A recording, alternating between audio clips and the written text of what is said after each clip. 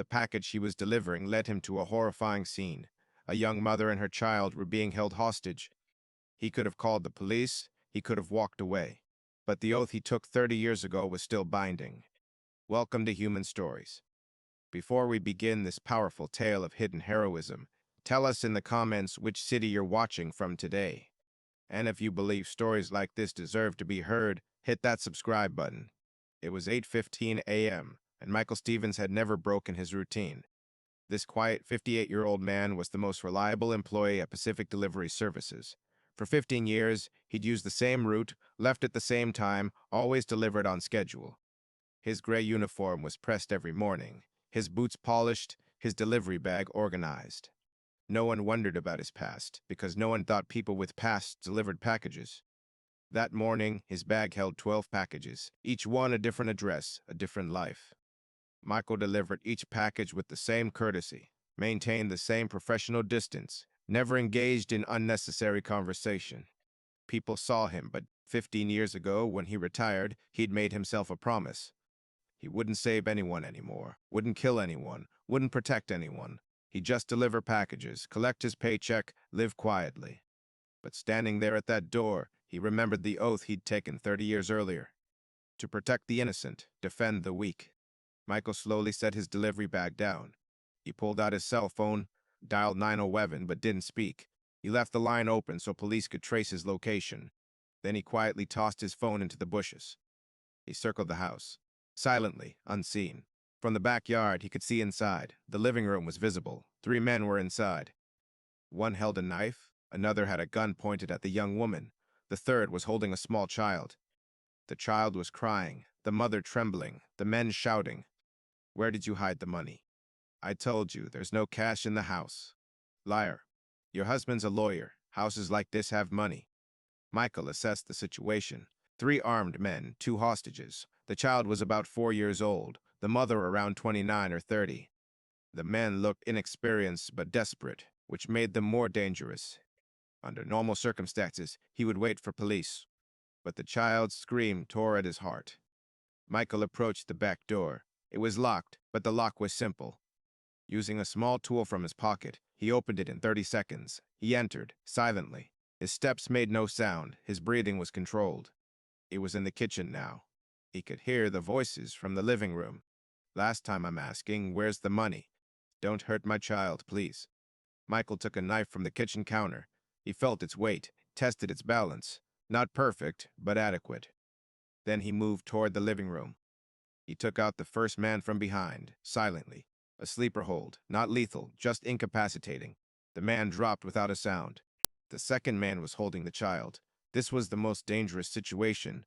Michael didn't hesitate. He threw the knife. It lodged in the man's shoulder. The man screamed in pain, dropped the child. Michael was beside him in one step, took him down. The third man had the gun pointed at the mother, but was confused. He couldn't understand what was happening. When he saw Michael, he was shocked. "Who are you?" "Delivery guy." The man laughed. "Delivery guy? You." He couldn't finish his sentence. Michael's movement was so fast the man couldn't understand what happened.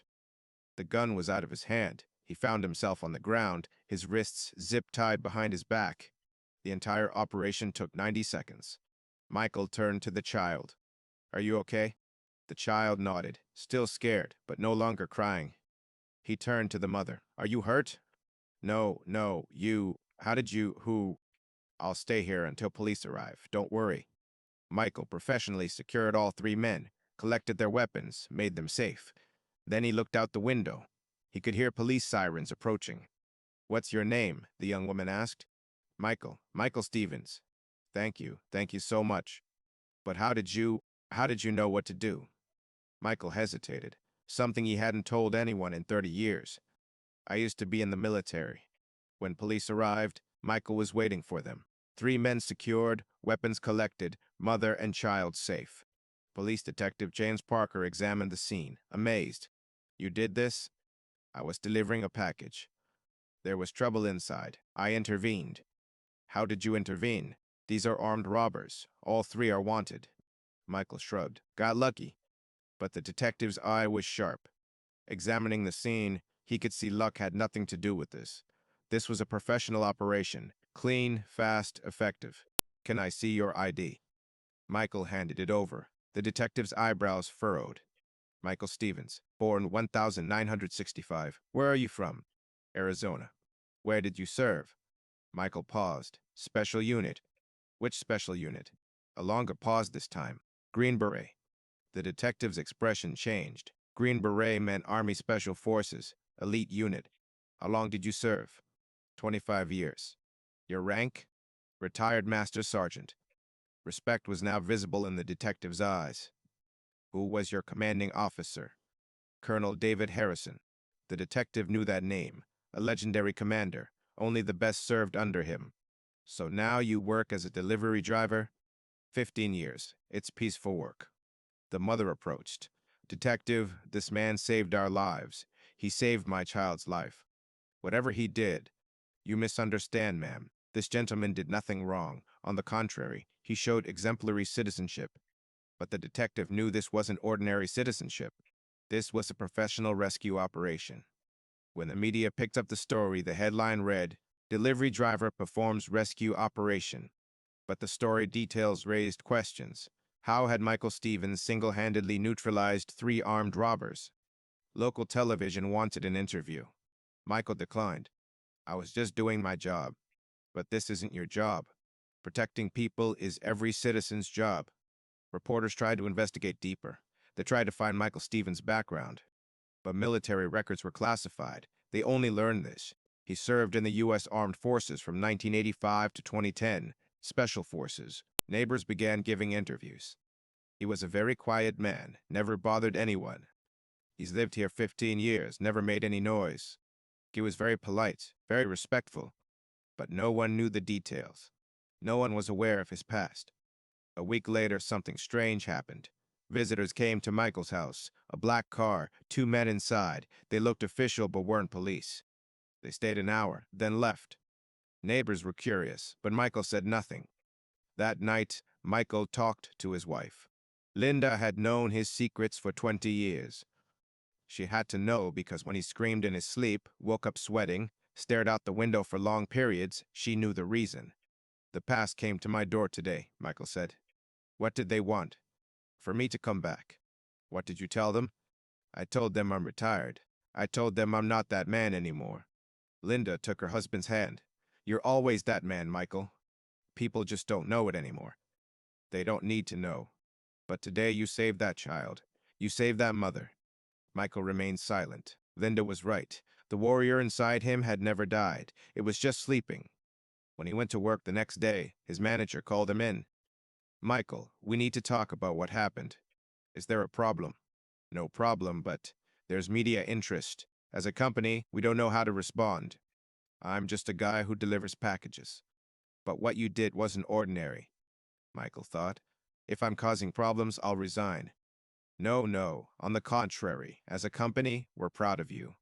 But, would you go on television, give interviews? It would be good for the company. Michael shook his head. No, my job is delivering packages. That's it.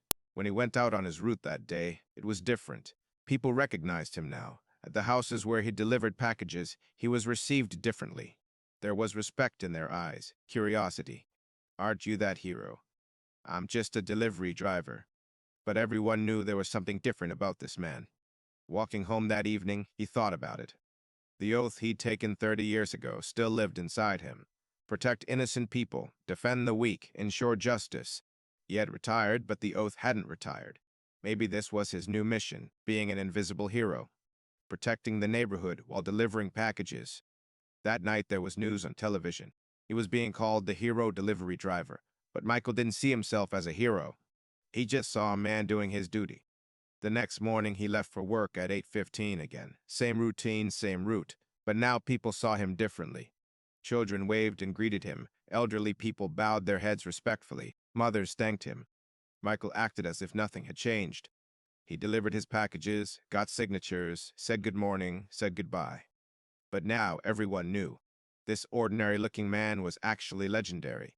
And Michael Stevens, retired Master Sergeant, now the neighborhood's protector, still left for work at 8:15 every morning. Because duty never ends, it just changes form. Sometimes the greatest heroes are those who look most ordinary. Sometimes the strongest warriors deliver packages, collect trash, do cleaning, and sometimes an oath taken 30 years ago is still valid. So what about you? Have you ever met someone like this? Someone who looked ordinary but had an extraordinary past? Share their stories in the comments. Because at Human Stories, we believe every person has a hero hidden inside. If this story moved you, don't forget to like, share, and subscribe. Because stories like this need to be heard, remembered, respected. See you in the next story. And if you see someone delivering packages on the street, take a second look.